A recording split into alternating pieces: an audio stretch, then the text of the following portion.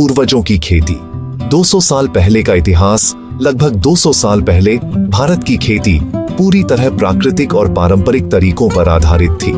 उस समय आधुनिक मशीनों और रासायनिक उर्वरकों का प्रयोग नहीं होता था।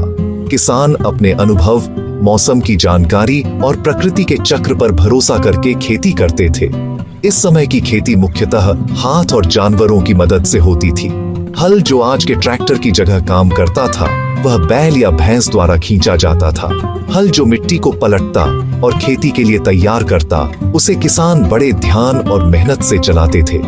बीज बोने का काम भी हाथों या छोटे हाथ से बने उपकरणों से किया जाता था। किसान अपनी जमीन को प्राकृतिक खाद जैसे गोबर, हरी खाद और पत्तियों से उर्वरित करते थे।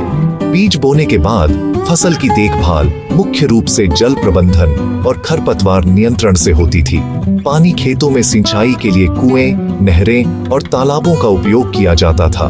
बारिश पर ही अधिक निर्भरता होती थी, इसलिए मानसून का सही समय बहुत महत्वपूर्ण माना जाता था। किसान अपने अनुभव के आधार पर फसल की सही समय पर बुवाई और कटाई करते थे। 200 साल पहले की खेती में फसलें विविध होती थीं। गेहूं, चावल, ज्वार, बाजरा, दलहन, तिलहन और स्थानीय सब्जियों की खेती आम थी। किसान अपनी जरूरत के अनुसार फसल उगाते और बचे हुए अनाज को बेचकर या भंडारण करके भविष्य के लिए रखते। खेती का समाज पर भी गहरा प्रभाव था।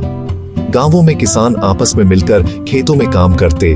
त्योहारों और मौसमी परंपराओं के अनुसार खेती का समय तय होता। खेती केवल आजीविका का साधन नहीं, बल्कि सामाजिक और सांस्कृतिक जीवन का हिस्सा थी।